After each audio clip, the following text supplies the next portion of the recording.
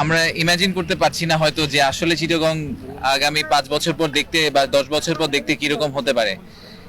একটা জিনিস একটু মাথায় রাখতে হবে যে এই বাংলাদেশের ফুল অ্যাম্বিশনটার মধ্যমণি হচ্ছে চট্টগ্রাম। হ্যাঁ, আমাদের যেই যেটাকে আপনি মাস্টার প্ল্যান বলেন, অ্যাম্বিশন বলেন, যাই বলেন, আমরা বাংলাদেশকে যেখানে নিয়ে যাওয়ার কথা ইকোনমিক্যালি চিন্তা করছি, সেটার সবচেয়ে সেন্টার পিস হচ্ছে গিয়ে চট্টগ্রাম। এবং চট্টগ্রামের এই সেন্টার পিসটার একটা অংশ আমরা এখানে দেখতে পাচ্ছি। এই পোর্টটা আরো এফিশিয়েন্ট হবে, সাথে আরো অনেকগুলো পোর্ট দাঁড়িয়ে যাবে, and Chittagong will become basically the true commercial hub, যেটা আমরা সবসময় বলে আসছি যে ঢাকা হচ্ছে গিয়ে পলিটিক্যাল ক্যাপিটাল, ঢাকা হচ্ছে গিয়ে আমাদের ফাইন্যান্সিয়াল ক্যাপিটাল, বাট আমাদের কমার্শিয়াল ক্যাপিটাল যেটা, সেটা হবে চট্টগ্রাম, এবং এই ট্রেডের কারণেই হবে।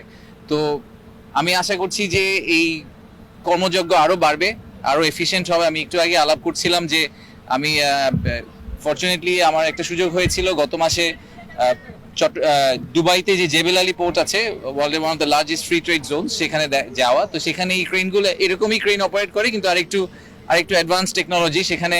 ইনফ্যাক্ট আমি দেখেছিলাম যে একজন ওনাদের এখন তো female workforce is also deeply into আপনার এই ইন্ডাস্ট্রিতে। তো ওখানে পোর্ট অপারেটর যারা, ওনারা একটা কন্ট্রোল রুমে বসেন। ওটা আসলে এখানে না, ওই ক্রেন অপারেটররা বসেন ভিতরে একটা অফিস রুমে, ওখানে জয়স্টিকের মতো করে ওনারা।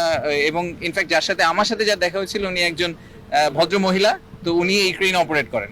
তো ওখানে ওরকম একটা এসি রুমে বসে উনি এরকম কন্ট্রোল রুমের মতো করে বসে ক্রেনগুলো অপারেট করেন। Very advance technology. এবং একটু আগে আমরা আলাপ করছিলাম যে এখানে আমরা 3টা বা 4টা পর্যন্ত রাখতে পারি কন্টেইনার, একটার উপরে একটা। ওখানে ওনারা জায়গা স্পেস সংকুলনের জন্য ওনারা এখন 16টা পর্যন্ত একটা টেকনোলজি, একটা স্ট্রাকচার দাঁড় করানোর চেষ্টা করছেন, যেখানে up to 16 containers can be put one over the other. So these are examples, যে এক্সাম্পলগুলোকে আমরা হয়তো ভবিষ্যতে অ্যাডাপ্ট করতে পারবো।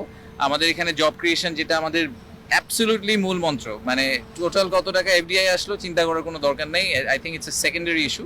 প্রাইমারি ইস্যু হচ্ছে যে আমরা কত নতুন জব ক্রিয়েট করতে পারলাম আমাদের দেশের মানুষের জন্য, স্পেশালি চিটাগং এর জন্য। সো আমাদের আশা হচ্ছে যে as we move along, move very fast, কারণ এটা আসলে ইকোনমিক ডেভেলপমেন্ট সব গভর্নমেন্টেরই প্রাইমারি এজেন্ডা হওয়া উচিত বাংলাদেশে। তো এই ইকোনমিক ডেভেলপমেন্টের জন্য এই টার্মিনালগুলোকে আমরা যত বেটার, যত এফিশিয়েন্ট, যত ওয়ার্ল্ড ক্লাস করতে পারবো, তত আমাদের ওভারঅল ব্যবসা পরিস্থিতির জন্য অনেক বড় একটা কন্ট্রিবিউশন তারা করতে পারবে। আমরা সব সময় বলি যে বাংলাদেশের কিন্তু প্রায় 50% পপুলেশন হচ্ছে গিয়ে 25 বছরের নিচে বয়স, তাই না? সো এটা এত ইউনিক, আপনি পৃথিবীর আর কোনো দেশে এই পপুলেশন পাবেন না। তো তাদের ভবিষ্যৎ যে যে ভালো হবে, সেটাকে এনশিওর করার কিন্তু একমাত্র উপায় হচ্ছে আমাদের দেশকে একটা ম্যানুফ্যাকচারিং হাব করা, এবং সেটার জন্য port capacity is very important. তো আমার সাথে ওনাদের যে